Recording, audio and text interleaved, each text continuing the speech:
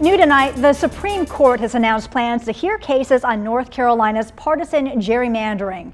The justices plan to hear arguments in March, and that could mean the first limits on partisan politics for drawing electoral districts. But that is not set in stone yet. The court could also decide that federal judges have no role in setting political districts. The Supreme Court first heard arguments on partisan gerrymandering in the last term from cases in Wisconsin and Maryland, but the justices failed to reach a decision.